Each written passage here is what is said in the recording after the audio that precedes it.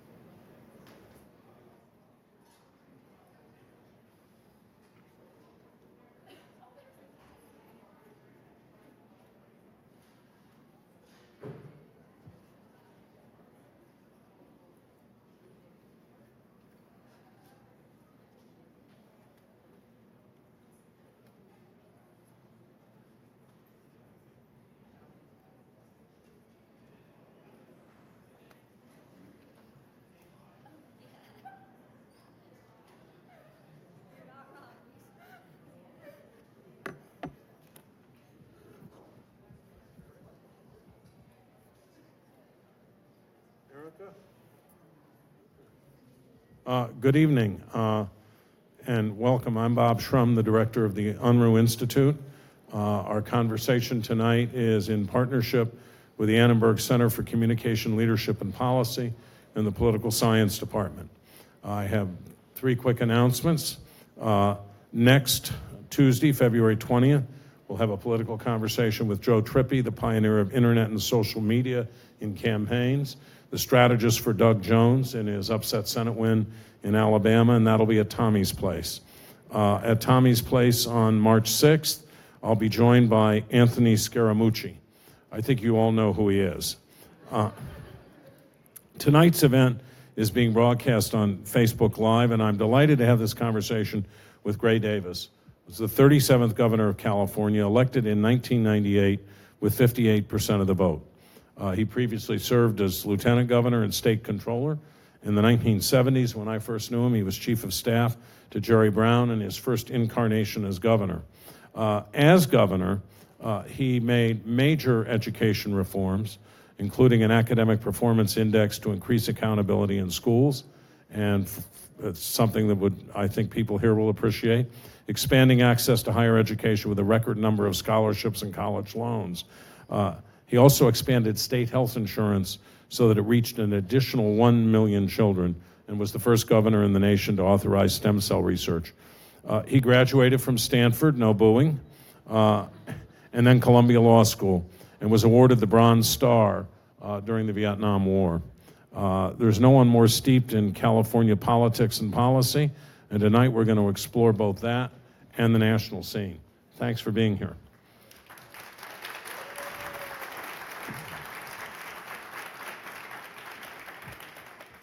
So I want to start with California and the gubernatorial race here. You were the last Democratic governor who won a competitive primary, and you did it against the financial odds with two very wealthy opponents who poured their own money into the campaign. How do you assess the race for governor this year, where one candidate does seem to have a big financial advantage? Well, that's a very good question, Bob. And first I want to tell you how lucky you are to have Bob Shrum as your mentor and leader and in these series of conversations, because he gets fabulous guests, and I think he'll give you an insight into politics that you otherwise wouldn't get. And I also want to shout out to Wallace Annenberg and this great building we're in, and USC. Obviously I always rooted for Stanford. You're on your own when you play Stanford, but I was for USC in all of the sports, unless they played UCLA, and then as governor, I would pick the team with the best record on the feeling that I wanted the best record to even be a better record. But Stanford, you're on your own. You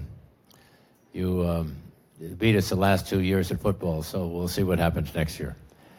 But anyway, it's a great school, and I'm thrilled to see so many young people here, and I'll now try and answer the question. So when I ran in '98, it was the first open primary the state ever had. What does an open primary mean? It means everyone gets the same ballot, and you can vote for Republican for governor, Democrat for lieutenant governor, Green Party candidate for secretary of state. You can vote for anyone you want. Today, the top two vote getters move on to the general election. In my day, you had to win the primary. So I won the Democratic nomination, but I started off in third place in that nomination, fourth place if you count Dan Lungren, the Attorney General. So a money advantage made a lot more difference, much greater difference back in '98 when you had to win the primary. All you have to do now is get within 5, maybe 8 points in June. You get in the runoff, brand new election. And the difference about these elections, it's 2 general elections, not a primary, which brings out the left on the Democratic side and the right on the Republican side. So the voters adopted this through a constitutional amendment many years ago. And I think it's accomplished its purpose. Almost every governor you talk to say that they could never get any help from their party in November. Once they won the primary, reapportionment generally guaranteed them, with very rare exceptions, a victory in November. Now there's a lot of competitive races. Another amendment that the voters adopted to the Constitution, the voters, not the legislators, the voters draw the district lines in which they run. So the voters pick the legislators as opposed to the legislators picking their own districts. And so far I think they've done a pretty good job. The race seems to be pretty close. If people know that Mayor Villaraigosa was the mayor, it's a 2 or 3 point race. If they don't, it's a 6 or 7 point race. It started off, Bob told me earlier, about a 20 point lead. So it's going to be a horse race. And it's kind of divided north and south. Mayor Newsom was the San Francisco mayor, did a good job up there. He wins the Bay Area, which is roughly 25% of the vote in the state, by 33%. Antonio does better in LA County and in the counties south of us, Orange, Ventura, Riverside, San Bernardino, which by themselves are almost half the state. If you throw in Ventura, you have a population of over half the state. And he does very well with Latinos, a 30% margin there. So big questions, what's the Latino turnout going to be about? And what do people care about the most when they go to vote in November? Right now, if you poll them, the thing they care about the most is Trump. If you're for Trump and they're for Trump, you get their vote. If you're against Trump, then you got to tell them what you're going to do to try and beat back this policy. So they'll know 3 or 4 months out what they really want in the next governor. And I tell everyone who's going to run for office, you have to answer 2 questions. Is this the right time for you personally to run? Is your family all right with that? And secondly, are you what people are looking for in this election?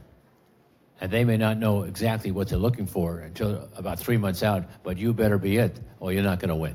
So fate plays a very big role in these things, and it's going to be a horse race, and it'll turn on that one issue. What are they looking for in the next governor? We had a debate here in January with all the gubernatorial candidates, and one of the most striking things about it was that Gavin Newsom was a kind of down-the-line liberal. I mean, he was for single payer, he was for sort of the whole checklist. And Villaraigosa, and I thought it was quite interesting, said, look, I like single payer in principle, we can't pay for it.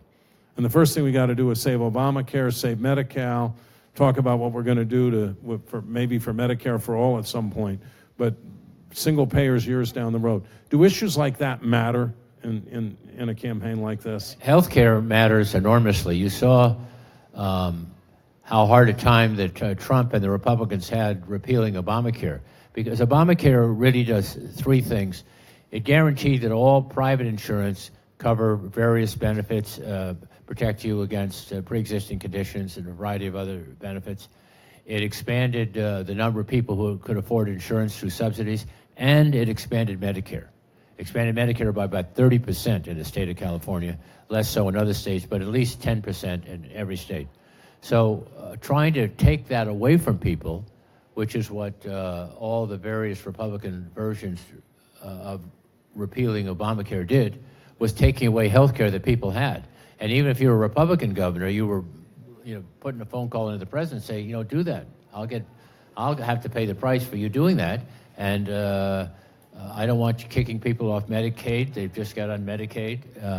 I don't want you to take away benefits that they get under Obamacare. So health care is a big issue. It matters. And do you think that Democrats will demand that the candidate they most support be for single payer?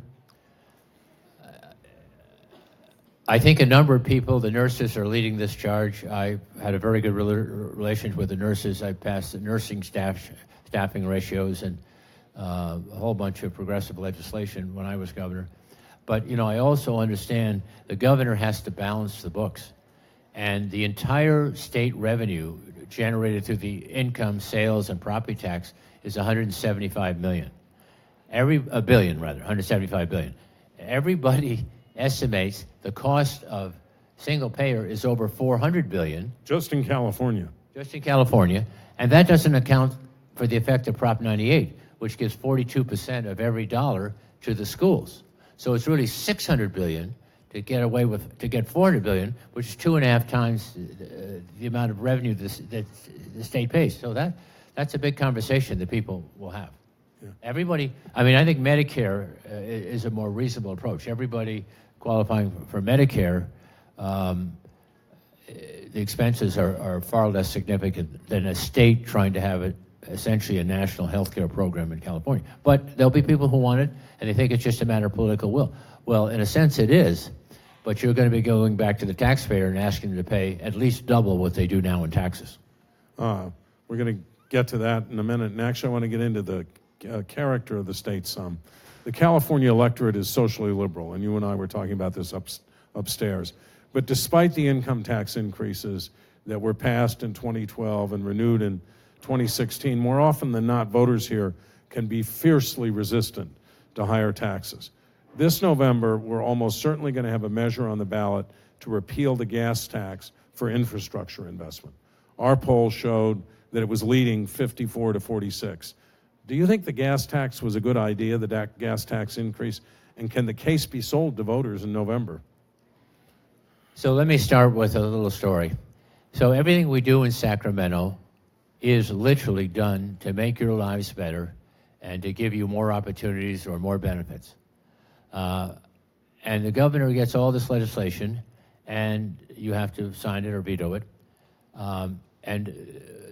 When I did veto a bill, I would try and explain to the legislator that I'd be happy to work with them on a less expensive approach, but I likened it to an all-you-can-eat buffet. You go into their restaurant, and everything you see is great. You like everything. But if you eat everything, you'll literally die. I mean, you can't digest all that food. So you have to make choices, and governors have to make choices, and sometimes it gets expressed through a new having to pay a new tax. So the gas tax passed, I think, last fall, and took effect November 1st. The gas tax raised your taxes 12 or 14 cents. Now let me digress for a second. If you've driven any of the roads in LA County, Orange County, Ventura County, or the freeways, you know they're in need of repair and maintenance and improvement. There's no disputing that. The question is, how do you do that? Historically, every governor has raised the gas tax 2 cents. And don't hold me to this, but I think each penny brings in, over an 8-year period, close to $1 billion. So that'd be $2 billion over 8 years. When I was governor, I had the benefit of the dot-com boom my first year. And we had $13 billion more come in on an $80 billion budget than we anticipated. And I gave $1.6 billion in additional transportation funds, essentially what 2 cents would have raised. But Jerry raised it 2 cents. Duke Machen raised it 2 cents. I don't think Pete Wilson did. I didn't, for the reason I just suggested. And Arnold didn't. So it's been about 30 years since the gas tax was raised. And historically, every 8 years, you'd pick up another 2 cents. On top of that, you've got hybrid vehicles, you've got some electric vehicles, you've got vehicles that are much more fuel efficient. So the gas tax doesn't bring in as much because you're not using as much gas. So do we need to charge more for the gas tax? Yes. The question is how much. And I think this is 12 or 13 cents. The way it can win, in my judgment, is to have a very sophisticated campaign where you go to every region in the state on social media, Facebook, even traditional advertising, and show what projects will be built in San Diego County, Orange County, LA County, Ventura County, Santa Barbara County, work your way up the state, and when. And if people see they're going to get something for this investment of 12 or 13 cents, you have a decent chance of winning. But you're not going to win unless everyone feels they are going to participate in this gas tax. The last thing they want to hear is, I'm going to pay all this money in, but it's not going to be spent in my county. So you have to show them exactly whether it's transit or buses or widening a freeway or building a new off-ramp or whatever they have in mind. There's got to be something for all 58 counties, and people have to have a stake, understand how they benefit, and then you have I'd say, better than even chance of passage. What do you think of the view of California as a deep blue state, absolutely progressive in an undeviating way? I mean, that's sort of the general image of the state. Well, we'll find that out if the gas tax next November. I'm a great believer in fate. So I'm running for governor in 1998. This is a story about fate. All these political consultants, and Bob is the best at what he does, but all the pollsters and the campaign managers, they'll say they have the secret sauce. The person upstairs way upstairs is actually running the show here.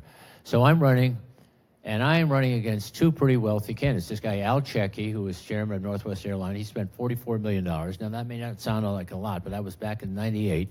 Money doubles every 10 years, so you can figure out what that would be today.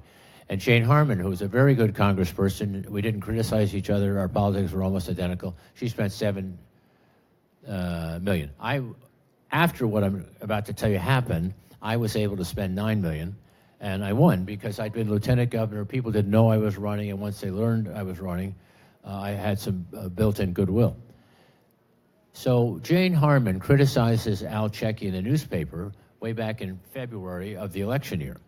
So Al Checkey says, I'm going on television, I'm going to let her have it. And then her campaign manager, who I won't mention, or a media consultant, but we both know him, said, well, you can't just attack a woman, you have to attack Davis. So he has a commercial that runs for 5 weeks. Nobody else is on the air. And it starts off with the best picture ever taken of me, saying, I'm Al Checkey, you just hear his voice. I'm running against two old political pros. Lieutenant Governor Gray Davis, fantastic picture of me, and a nice picture of Jane Harmon. After 5 weeks, I don't have any money on television, neither does Jane. I go from last to first on the strength of Al Checkey's commercial. So we go back to the gas tax. Okay, gas could be $4 again next summer, or it could be $2.50. I'd say if gas is $2.50, $2.80, $3. The gas tax probably passes. If it's $4, it might not. So can anyone control that? Does anyone know what it's going to be? No. But these are the external forces that come into play that affect people's pocketbook. If they're shelling out another, say, 30% for gasoline next summer than they were last summer, they're going to think, well, maybe it'd be easier if I can deduct that 12 or 13 cents I'm paying. If they're paying a price they think is reasonable, then they're going to go for it. And nobody can make that happen. It'll either be $4 or it'll be something less than that. Yeah, I have a little follow-up to that, but first, I have to be honest with people. I was a strategist in the Al Checkey campaign, and Gray and I are good friends anyway, and for which I'm grateful. I'm very grateful for that commercial. I mean, I talk about that all the time. So you told me upstairs that you thought California was really a libertarian state, more than a liberal state. Can you? I think there are many, I'd say 25% state considers themselves liberal in the Bernie Sanders sense, who I think ran a fantastic campaign and was able to express his message clearly. You may like it, you may not like it, but you totally got it. Another 15 to 20% considers himself liberal, but also libertarian. So it's partially liberal, partially not quite as liberal, but libertarian. So it's you can do your own thing as long as it doesn't affect me. I'm fine with that. We're much more open to that. And why is that? Because we're kind of the last stop on the road or train from the East Coast to the West, as the West was opened up. And we are very open to immigrants. We have about 40% of our economy is, the businesses in our economy were created by immigrants or the children of immigrants. And that's about double the national average. So we're more open, we understand. I mean, from Yahoo to Intel to the Sergey Brin to Google, to just on and on and on. We have very bright people who came here to pursue their dream, and in that process gave lots of people who were already here an opportunity at a good job, and not only to make a lot of money, but actually change the world.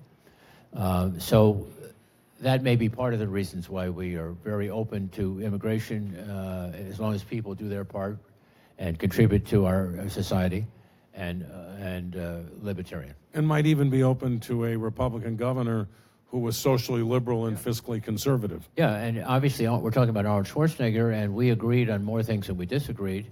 And I've done at least 2 or 3 press conferences or attended his institute right here at USC. So I don't blame him for the recall because it wasn't his idea.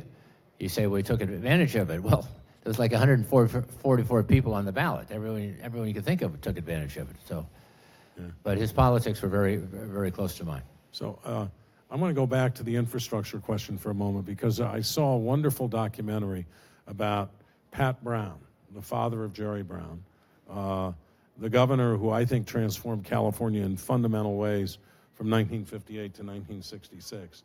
And in it, you wryly compare the number of freeway miles he built, I think it was 18,000, to the number that were built when you were governor, and I think it was 68. What are the barriers to this state, besides money? What are the barriers to dealing with infrastructure needs? Well, as I said before, I put $1.6 billion in the infrastructure account. But we do have to have a better funding source. We've gone 35 years without adding to the amount of money. You know, what Pat Brown had to do to build, I thought it was 1,000 miles of freeway. 18,000 is what you said in the documentary. I think that's a little high. 18,000 miles of freeways and roads. Okay, but I think it's about 1,000 miles of freeway. Well, those freeways, you know, went through agricultural areas and areas that weren't too expensive to condemn through eminent domain. Now, most of the state is developed, and I mean, just building, I authorized the construction, the widening of the lanes on the 405 from 101 down to the 10. Oh, that took about 15 years, and God knows how many billions of dollars, because you were trying to take property on either side of the freeway. We had to rebuild that bridge up there by Mulholland. It was unbelievably expensive. It was only like 18 miles, but it took about 15 years and a whole lot of money. Well, in Pat Brown's day, first of all, there was no environmental laws. There was no people. When I came out to the state in the late 50s, we weren't the biggest state in the country. New York was. Now New York is about the same size. We've gone from about 11 million to 40 million. So the state is developed, and it's much harder to find places where you can actually acquire the property to build the road, build the infrastructure. But infrastructure is important. The infrastructure is the foundation of our economy. I tell even my most liberal friends in Sacramento, even if you don't like business, recognize that 85% of the revenue you get to spend comes from people who have a 4 or 5 person business, whether it's a restaurant, a tailor shop, or a consulting operation, and you need those people employed to spend money on what you care about, whether it's the environment, education, mental health, whatever you want to do. You can't do it without the revenue that is generated from jobs. So you have to be at least understanding and appreciative of all the hard work that goes into establishing a business today, particularly with all the barriers to growth in California. I want to switch gears a little bit and talk about the country and national politics. Mickey Cantor has a wonderful story about you that he tells, that in 1976, Jerry Brown decided at the very last minute that he was going to run for governor, and he told a bunch of reporters, or run for president, and he told a bunch of reporters, and then he walked down the hall and walked into Gray's office and said, "I just announced for president, would you please put together a campaign?" So you've been around national politics a lot too. Whether the issue is immigration, the loss of the state and local tax deductions, climate change, offshore oil drilling, legalization of marijuana. How can California deal with the Trump administration? Can it be effective in any of those areas, and what should it do? Well, keep in mind, they are the federal government, but we have science and a lot of precedent on our side. So let me just, actually, let me go back to the Mickey Cantor story, because this is kind of interesting. This is classic Jerry Brown. You know, I was with him 6.5 years from the start of his administration. His first inaugural address was 6.5 minutes. I had about 3 speeches in the drawer. He kept procrastinating during the transition. We'll get to it, he says. So finally, it's a night before the speech. Nothing's been written. Let's go out to dinner. So we go out to dinner, and we get back at his office about 10 o'clock, Secretary of State's office. He says, okay, now we'll get started. So at 2 o'clock at night, everyone was too tired, and we just ended the speech where we were. So we gave a speech. I think it was 7.5 minutes. It was the shortest speech ever. Well, we got tired. I'm sorry. We started at 10 o'clock at night. But he had no schedule. Everything was kind of free form. And so this is a Friday afternoon, way back in the 70s.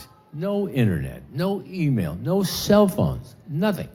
So 2 print reporters, and I think the AP are in there. You may have seen George Skelton's column in the Sacramento. You probably don't. You get it online, of course. But anyway, his wife, Nancy Skelton, was one of the 3. She passed on about 10 years after this story I'm telling you. So she sensed that Jerry really wanted to announce something. He really was kind of dancing around certain things. She says, Governor, are you announcing for president? He said, well, hypothetically, maybe. And she would say, well, hypothetically, what would get you into it? And finally he says, okay, I guess I'm running. This is 4 o'clock. That's dramatic effect. Thank you. This is 4 o'clock on a Friday, when, you know, it's very hard to get news out from Sacramento at 4 o'clock.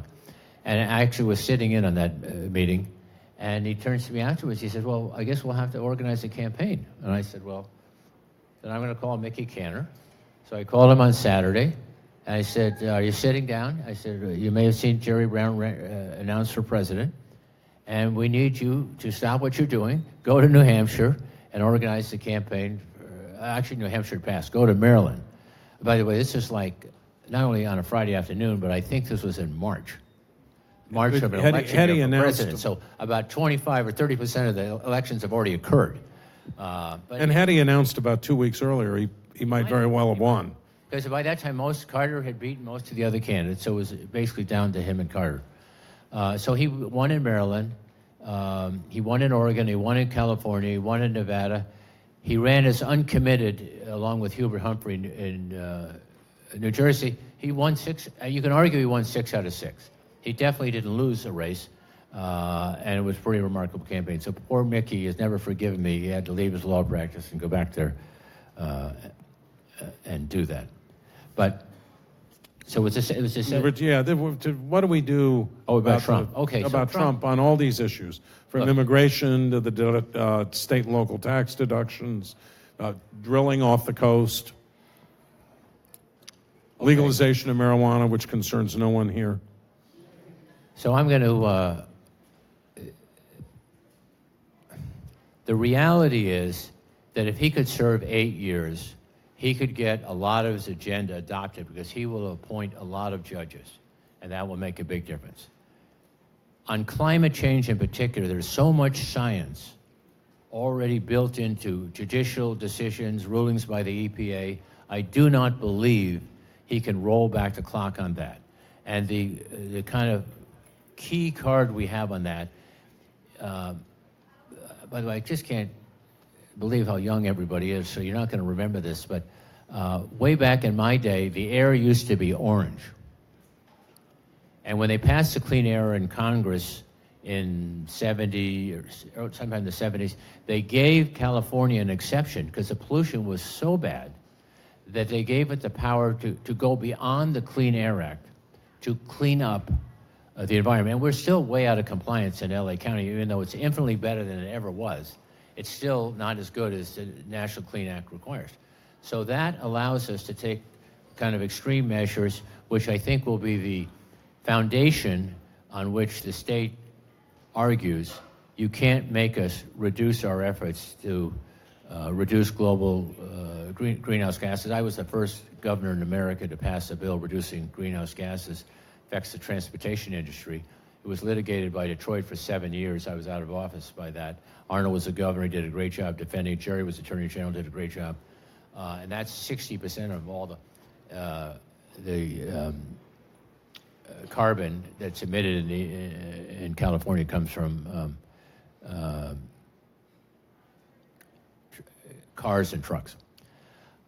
So I'm committed to that, and I'm committed to what Arnold did with cap and trade and Jerry's efforts to build on the platform that we both established. I think we're in good shape on being allowed to do more than the rest of the state. And then 14 other states, actually 13 states and District of Columbia follow our lead on that. So we're about 20% of the car market, but with the other 14 other jurisdictions, we're 40%. So the car companies, even though they very much don't want to have to make small cars because they don't make as much money, don't want to have to make two cars. So I think they probably win on that. On offshore drilling, a little harder case to make, but the states still have to give permission to have any onshore facilities. So if you're going to pipe this in, that requires onshore facilities to have the pipes come in from offshore. I think we win in 4 years, we may not win in 8 years. There by the imperative of the 2020 race. So I take it case by case. Our strongest case is climate change. And by the way, there's 190 nations signed the Paris Accords. The Paris Accords really said nothing more than this. If you're going to reduce the amount of emissions you generate into the atmosphere, you must report how much you reduced it by in 2 years. You don't have to reduce it, but if you are, you must report how much. So that's not a big lift. And yet, Trump felt the need to pull us out of that. So what you're saying is on some of these issues, maybe the environment, for Science example, is so strong, right. The damage to the environment and to the climate of the planet is so clear that I think it's hard for him to win, certainly in a 4-year time frame on climate change, and we have a decent chance on offshore drilling. On marijuana, I just tell people, focus on medical marijuana. And hopefully we get a new president in 2020. But that's what you're saying, I think, is it's critical, in your view, on these issues to get a different president in 2020. And because if he has 8 years in office appointing judges, then the interpretation of all these statutes will change. It could change, could well change. So if that's the imperative for Democrats, at the national level, there's a lot of debate now about where the Democratic Party should move. What's your take on that? And how do Democrats win back the voters that Barack Obama won but Hillary Clinton lost? I think you have to look back and marvel at what Bernie Sanders did, coming 1% name ID when he started. And you got to give the devil his due what Trump did. I mean, Trump, is missing the screw for sure, or it's loose, but there's also a little genius there. And he understood that people were particularly in the Midwest, which used to be solid Democratic territory, were very upset about the loss of jobs and about seemingly no replacement for people in the auto industry, whose jobs were not saved by Obama's significant efforts to save the industry, but he saved about 60% of the industry, not 100%, so 40% of the workers are saying, hey, I got nowhere to go. And I like to say in America, people come here primarily to pursue their dreams. In other countries, they tell you whether you can go to college or not. And then when you go to college, you have to be in the top 10% if you can't afford to go to college. They tell you what courses they're going to offer. Here you can go to college at 18 or 80, and you can be anything you want to be. And people come here, and when they come here, they sometimes do remarkably well, which benefits us and the rest of the world. So even Republicans, all the Bush Republicans, are kind of aghast at what's happening in Washington. So we need, well, I'll just say this. my view on presidential politics is every race in a presidential year is a referendum on the incumbent. If you like what he's doing, vote for him. If you don't like what he's doing, you're going to get out and vote because you're aghast at all these things you thought were accepted. The voters passed recreational marijuana by about 60% of the vote. That's a pretty healthy vote. And now Sessions says, well, it's a Formula One drug. And by the way, no bank is allowed to participate in any form of a retailer, a grower. So you have Can't use your American Express card. No, I think you can't use any credit card to buy this. So people are paying their taxes in cash. It's a recipe for disaster. I mean, all kinds of crime will occur. The state will obviously not get all the taxes. The voters never had that in mind. They just wanted it to be a normal business. So this is a lot of crazy stuff. And if you want to change it, you're going to have to elect someone. But I predict we will have the opposite of Trump. The opposite of Trump will be a very humble, meek person, man or woman, who's probably sitting in some library now, never utters the word I, always we, think Jimmy Carter. Somewhere along those lines, we're going to have someone who will be the opposite of Trump. And that person will have to care about working class Democrats, which we surrendered in the Midwest. I mean, you have to win Michigan and you have to win Wisconsin.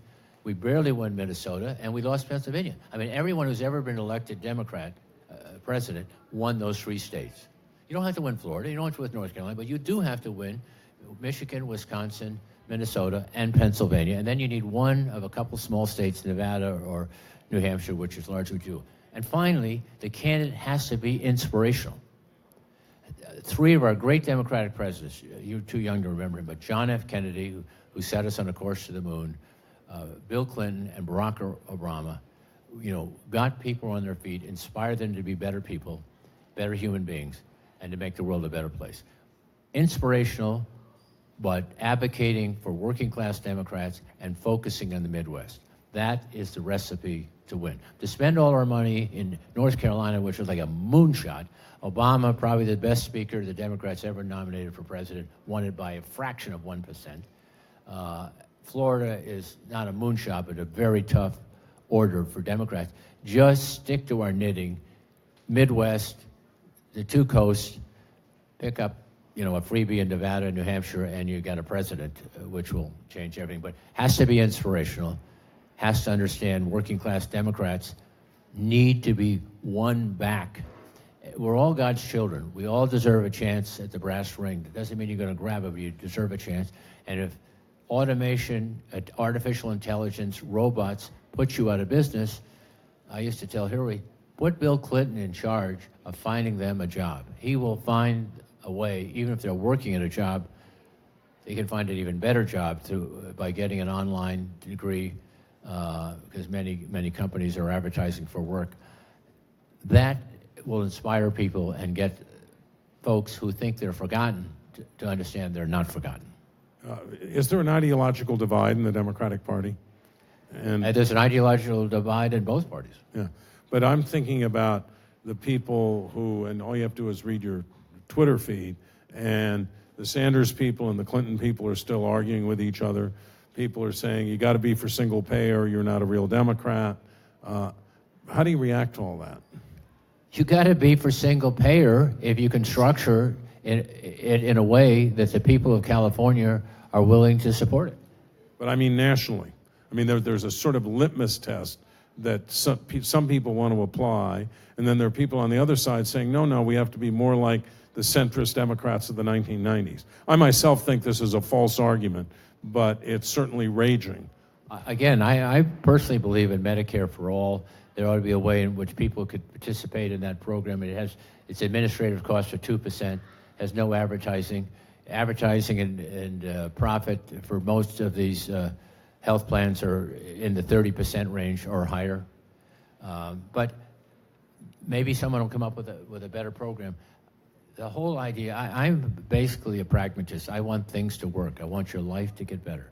That's why I was so proud of all the scholarships. And we had, I have to tell you this, you guys are too young. I don't think anyone in here would qualify, but we had merit scholarships. So every high school, the top 10% of every high school taking standardized tests would get a $1,000 scholarship.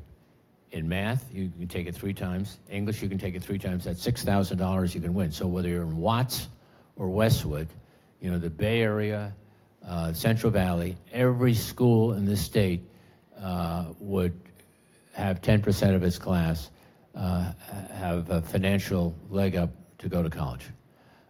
There's still a few that I run into from time to time. People love that program. But it became, unfortunately, a casualty when we went into a recession in the last 2 years of my administration. Yeah. So let me go from pragmatic in terms of ideology to a very practical question. What do you think about Democratic chances of winning the House in 2018, especially picking up a lot of seats here in California? I think that's a real possibility, and again, I think Trump is going to be the motivating factor.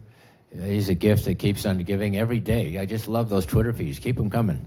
Because it gets, the people who like him, they get motivated. The people who don't like him get motivated. I think we'll have the biggest turnout for an off-year election that we've ever had. And I think we will pick up, I hope we carry the House, but even if we come within, I think we're 34 votes down, even if we come within, say, 10 votes, and certainly if we come within 5 votes, that will change the entire complexion of the House. The Republicans will know in 2012 or 2020, when we'll have a much bigger turnout historically, you know, they could be toast. And they'll start acting differently in advance of that election. So it'd be great if we won it, but even if we're within 10 votes, that is enough to affect policy and affect change. One final question from me, maybe a follow-up after, and then turn it over to them. Is the country likely to revert to a more normal politics post-Trump, or do you think the old norms are shattered and gone? I don't have a clue. And I don't think anyone does. Donald Trump went from The Apprentice, what was the name of that show? The Apprentice, to President of the United States. No president in the 20th century was elected who did neither serve in the military or serve in government. How did that happen? Now, I loved Hillary Clinton. I spent 2 or 3 nights in the White House. One time they asked me when I came out, did you stay in the Lincoln's bedroom? I said, no, I did not. Waiting for the next question, did you stay in any other bedroom? But I didn't get the next question. I stayed right across from the Lincoln bedroom in what they call the Queen's Room, which is where Churchill stayed, by the way, 3 months. 3 months in World War II. Can you imagine that happening today? 3 days. You couldn't, 3 minutes you couldn't keep off of the internet. So we work at night on her first Senate race, and I love her. But she is just not, would have been a great president, but somehow she cannot communicate in 30 seconds, or even less than that, her clear agenda. I want to put people back to work. Let me give you my answer to people in the coal industry. For 150 years, you powered our economy. You went down into dark, unhealthy places. You contracted terrible diseases, but you kept the lights on. We will never forget you. And you're the first in line when we try and find you a new job, because you have sacrificed for America. Then at least they know you care. Then they know you appreciate the hard work and the effort they made. So part of this is language, and part of this is empathy, because politics is all about helping you, not helping Gray Davis or Donald Trump, helping you have a better life. If you have a better life, you'll be happier, your family will be happier, you'll do better, you'll be more charitable. If you're in a business, you'll hire more people. If you're successful, you'll pay more taxes. All that stuff happens on the natural. If you're not successful, someone told me once, whoever invented the concept of a job should get a Nobel Prize, because at the end of the day, you're too tired to do anything but go to bed. And the last thing you want to do is rebel against the government. If you don't have a job, you have all day to rebel against the government. So a job is something to do, it's a passion, it's something to occupy your energy, and something to feel good about. Not having a job is a real problem. And Democrats, when we were talking about kind of marginal issues in my mind. People in the West Coast, in the Midwest, are saying, "I don't have a job. You're not talking to me about what is, nothing matters to me more than having a job, or matters to my family. Give me something to do." My wife and I are, we're Catholics. We go to church every week, but we were very fond of a rabbi who just passed on about 10 days ago, and we went to High Holidays with him for over 30 years. And he actually was invited, and he came up and gave the blessing at my first inauguration, Rabbi Zeldin of Stephen Wise Temple, which he founded. He was defining happiness. He says, "Happiness is something to do, someone to love, and something to look forward to." And then he paused and says, "In that order." So you have to have something to do, and when you take away someone's passions, something that gets them up in the morning and makes them feel good about themselves, I can't tell you how depressed they are and what a downward cycle that is. So we're talking about, I don't even want to say what we're talking about, but it wasn't even in the top 100 things on people's list for you to do for them if they're out of a job. We're still going to have problems with jobs because of all the factors I just mentioned: automation, robots, artificial intelligence. Jobs will be changing, and we'll need to be able to teach people online. Sometimes it's just 3 or 4 hours of courses, and all kinds of companies want you to manage part of their network, and these jobs are $120,000 to $150,000. Now, it's not the end of the world, but I mean, if you're making $40,000 or you're making nothing, they're a big step up. So there are ways in which we can connect people and get them back feeling good about themselves, which is the most important thing you can do for someone, is giving them a chance to feel good about themselves.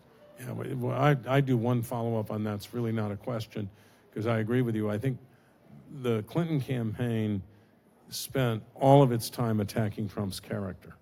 And I think what I thought was going to happen was they were going to go from his character to his record in business to his plan is a fraud and isn't really going to help you, and here's what I'm going to do as the background to all of that. But instead, the Access Hollywood tape, or some version of it, became the whole campaign. And 38,000 votes switched them in 3 states, and Hillary Clinton is president of the United States. And there's states that you always assumed you were going to win. I knew we were going to win them in 2000. I knew we were going to win them in 2004. Clinton knew he was going to win them in 92 and 96. But he spent candidate time, advertising, real on-the-ground effort. And I think that was the big mistake. Well, let me ask you a question. So why do you think the Clinton campaign, and again, I love this woman. I can show you I got so many pictures on my phone and video.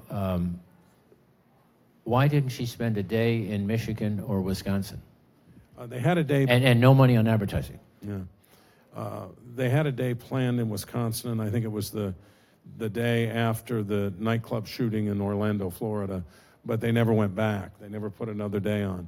I think what happened was they became a prisoner of data analytics. Data analytics is a new tool in politics where you can crunch all sorts of data about people, and from what kind of soda they like to what kind of movies they like to how they voted in the past, and you can predict how they're going to vote in this election. I think data analytics is an adjunct and a tool. It became central to the Clinton campaign, so that in the last 2 or 3 weeks of the campaign, they took no polls in the battleground states, none. They just ran their data analytics. A friend of mine who's been to Michigan many times and who's very close to the Clinton folks went out to Michigan about a week and a half before the election. He called them and said, "You're in trouble here." And they said, "No, we're not. We've run 100,000 simulations, and in 92.8% of them, or 98.2% of them, we win the state." He said, "You better start worrying about the 1.8%. So I think that's one thing that happened. And the other thing, briefly, that I think happened was the Access Hollywood tape did become the bright, shining object. That once it hit, and people like Paul Ryan were saying they couldn't appear with Trump anymore, people thought they could pound Trump into the ground with that and with the other stuff he'd said about women. In the meantime, ignoring these folks who I think said, in many cases, and this includes women, by the way, white women, said in these states, "I used to make $30 an hour, now I'm working at Walmart and I'm making $7.50 an hour." He said, we may not like the guy, and in fact, he outperformed his favorability in the election, but we're going to vote for him because maybe he'll do something. He's explained to us that we lost our jobs because of trade and immigration, and he's going to change that. So he talked about jobs. He talked about jobs. We didn't talk about jobs. So there, for different reasons, as I indicated earlier, automation, robots, et cetera, there will be job displacement. We need to talk about jobs. We need to have a candidate who is genuinely inspiring and uplifting. You don't have to be that to be president, but it certainly helps. I mean, I mentioned three: John Kennedy, Bill Clinton, and Obama. I have to tell you a Bill Clinton story. So I tried to do this a little bit after I left office. So he never says, my candidate is good, your candidate is evil. No, he says, our opponents are honorable and decent people. And they're respected in their community, and they keep their word. And when they promise you they're going to abolish Social Security and abolish Medicare, they are going to do it. If you want that to happen, you should vote for them. My candidate over here, Bob Shrum, is going to support and retain Social Security and Medicare, and if you want that to happen, you should vote for him. So he never made it about good and evil. He never disparaged their character. He just said their policy choices were so out of the mainstream that no rational person could ever vote for him. But he didn't say that. He let you conclude that. So I think it's a wonderful way to campaign. If any of you are thinking of going to politics, you might want to emulate that approach. Trump makes that framework a little bit tougher. Okay, we're going to go, don't you think? Well, yeah, because he's... Good and honorable. Okay, let's get some questions from the audience.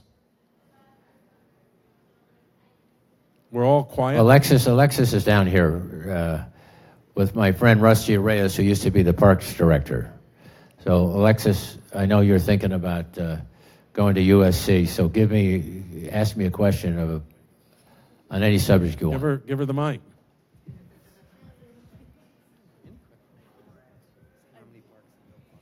Don't ask me about parks. So your husband's the expert on I was going parks. to ask about parks, so I'm going to... Okay, ask me about parks. Go Can I ahead. get a couple minutes to think? Okay, All right, we got it. We got questions back here. One right here. Thank you, Governor Davis. What do you think will be the future of the Republican Party in California? I think, look, Arnold Schwarzenegger proved that you can get elected statewide. So the Republicans, I think the Democrats, it'll be very interesting to see what happens after Jerry Brown. And I'm answering your question. Jerry Brown is both innovative, creative, an environmentalist through and through, but also kind of a tightwad. And he has sort of restrained some of the Democratic impulses in the legislature. I won't go into detail, but trust me, I'll tell you the story. So it's way back in the 70s, I'm having my morning meeting with him, and I said at the end of the meeting, which was kind of to figure out what he was going to do that day, because remember, we don't have a schedule, so we got to figure it out each day. I said at the end of the meeting, so there's a hole about this big under his desk, about this big. So at the end of my meeting, I said, by the way, I asked General Services to come over and repair the hole in your carpet. And he kind of, like I said something which is totally outrageous, he said, well, why did you do that? I said, well, it's pretty unseemly to come in the governor's office and there's a big hole under his desk. And he kind of pounds the table and he says, that hole will save the state at least $500 million this year, because people can't come in here and demand money for this cause or that cause when I have a hole in my carpet. Leave the hole alone. Don't fix it. So he has restrained, and you know what he has for the prison makes the furniture for the elected officials, the prisoners. So I had a sort of a traditional desk, a traditional table. He has like a park bench. There's no back. You go in there, they're short meetings. 15 minutes, your back starts to hurt. He does not like long meetings, and he knows exactly what he's doing. We don't have that now. So the question is, will the Democrats understand that while everything that's being proposed is good, we can only digest so much as a society, and will they be able to spread that out over an 8-year term as opposed to succumbing to the wishes of people who are trying to do good things, but it's just, how much can you, when you're eating a meal, how much can you, stuff into your body before your body reacts in a very negative fashion? So I don't think they can elect someone on the far right, but I think they can elect a moderate Democrat. Moderate Republican. Moderate Republican, excuse me. I'm Brian Martin. I'm a student in the political science department. We talked a little bit about healthcare and about the fact that it's not affordable for us to pursue a single-payer system in the state right now. What can California do before that to reduce healthcare costs within the state to make it more affordable so that we can get healthcare costs on a level that they are in developed countries that have single-payer systems that are significantly more affordable because they spend less per patient on individual procedures? Well, the simple answer is, I don't have a plan for you. And I know that anyone else does. I mean, they're calling for a single-payer plan, but it's financially beyond the capabilities, I believe, of the state to pay for it as envisioned.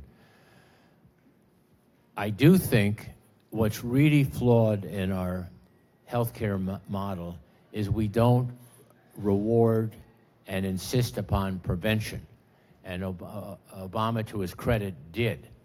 He would give incentives to health plans for screenings, for people to come in for screenings, whether it's for cancer or other diseases, for ideas on nutrition. Why don't we understand that, you shouldn't eat, Bill Clinton notwithstanding, you shouldn't eat Big Macs all the time. You should have what George Bush the first hated, spinach, something green. Have something green on your plate. So you teach nutrition, the importance of rest, sleep. People are going to live longer, healthier lives, but we tend to advertise stuff because we have it. So I'm going to pick on corn. So don't send this Twitter feed or this, we're in Facebook, don't send this to any corn states. We have corn dogs, corn bread, corn pops, corn flakes, popcorn, not because it's necessarily good for you, but because we have it. And that's why we have ethanol, because we have corn. Let's grow stuff that's good for people, that's nutritious, and people will lead healthier lives. So an awful lot of how well you live, how long you live, depends on what you do to your body, what you put into your body, whether you exercise, and whether you get a decent amount of sleep. Everything else is for people that ignore those first three categories: exercise, nutrition, and sleep. You don't need it. You will live probably to be well into your late 90s doing almost everything wrong. You do things right, you'll be over 100. Yes. How's it going? So, based upon the importance of both jobs and taxes, as you discussed during the panel here, what do you think the role of concepts like the California bullet train will play in the 2018 election, since they both have the potential to create jobs but also influence the state budget a considerable amount? Well, that's a very good question. Have you had a chance to travel either to Asia or to Europe? Absolutely, yeah. And have you noticed any high-speed trains over there? I have, yes. Right. So the only high-speed train that has a chance of being built in America is the one in California. It clearly has exceeded, I signed the High-Speed Rail Act in 2002. I signed it, and I appointed the first High-Speed Rail Authority, and I authorized a bond issue to go on the ballot, which was passed. It was supposed to go on the ballot in 2004. I was voted out of office in 2003, late 2003. Arnold postponed it to 2008. It passed. It's obviously going to exceed the specifications in there. But I think what will happen by the end of Jerry's term, there'll be effectively a commitment that is financed to build it from the Fresno area to San Jose. And at least it will help people in the northern Central Valley commute into the Silicon Valley, which starts somewhere in the East Bay and goes all the way around to the peninsula Palo Alto and up to San Francisco. And that'll be good for them. And we've got Caltrain. I started that with all, you could plug in there, and there are all kinds of high-speed rail have the same opportunity. So it's not going to be yet to LA, but the hope would be private investment would come in and figure out a way to continue it down south. Obviously, there'd be a lucrative train from somewhere in the Palmdale area to Las Vegas. That sort of pays for itself. And that might help finance part of the train down to the LA area. But when I came out to California, Sunset Boulevard had mostly two lanes, sometimes three, and there were 11 million people. Now there's 40 million people, it has 2 to 3 lanes. Wilshire Boulevard has about the same. So we were, depending on cars and airplanes, we're getting more people, it's getting more crowded. We're going to have to figure out something other than those two options. So I think this is not what was envisioned when the initiative passed, I grant you that. But judges can be practical people, and they can sometimes not be practical. But I think they will allow the state to build a modified version in the hopes that it'll ultimately could be completed with private money, and if we ever get a Democratic governor, a Democratic president, public money. I might add that the other 2 states that are seriously contemplating this are Texas and Florida, Republican states. So if they're thinking high-speed rail makes sense for their state, we ought to think twice before we just pull the plug on it in California. It's interesting because the environmental regulations and stuff you were talking about that Pat Brown didn't have to face. In China, the high-speed train from Beijing to Shanghai was done in record time because they don't have to obey all those rules. They don't have eminent domain. They don't have all of the problems that have run up the cost of the bullet train. One last question right here. You had your okay, 2 you got minutes. your question now. I had my 2 minutes. Got help from your dad. Another one of Governor Brown's big priorities are the twin tunnels. Do you think that we'll ever see any progression with that? And in addition, would you mind mentioning your thoughts on the Me Too movement and what we'll see going on with that in the future? The twin tunnels, by the way, are the new water systems that would bring water from the north to the south. Now, Rusty Reyes, who's Alexis's father, was my parks director. And we were actually, we were both served in the legislature at the same time. He made me honorary member of the Portuguese caucus so I could have dinner with them our first night we were in office. So the Governor, can I say one thing? Okay. That all of us in Los Angeles have 4 parks to thank to Governor Davis. When he named me parks director, he said, I have nothing against the Redwoods or the state or Hearst Castle. He said, but I want parks where people live. The idyllic vacation that I took and you took when we were kids is not reality today. I want parks where people live. Los Angeles is the most park-poor metropolitan area in the country. And as a result of that, we built Baldwin Hills, Taylor Yards, Cornfield, and Lower Topanga, about $200 million investment. Gray Davis is the best parks governor in the history of California. Thanks for that vision. Thank you. Thank you.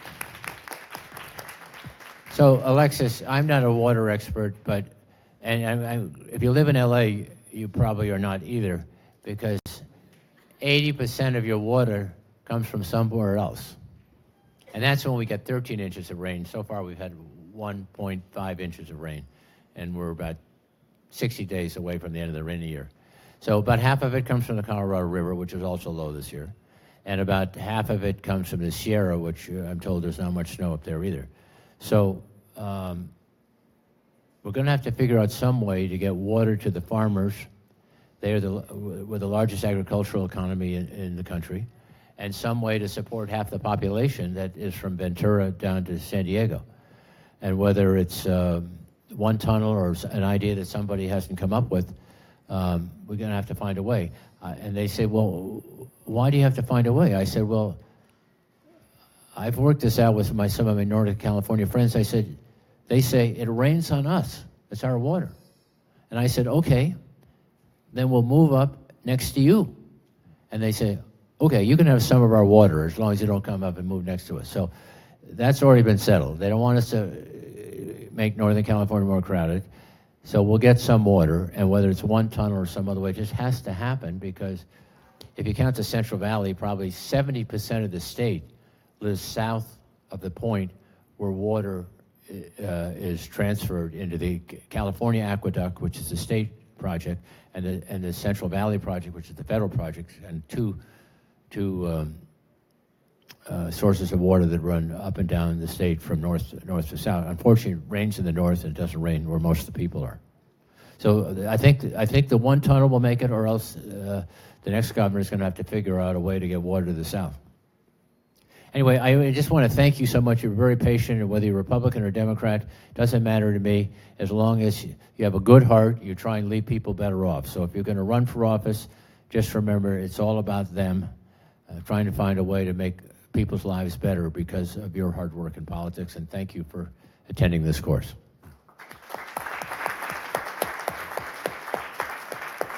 I'm gonna thank the staff, which does a terrific job, the audience, which is a terrific audience, and Gray Davis for a terrific conversation. Thanks very much. And we'll see you all next week. If you have any interest, at Tommy's Place at 6 o'clock on Tuesday night. Thanks. Good night.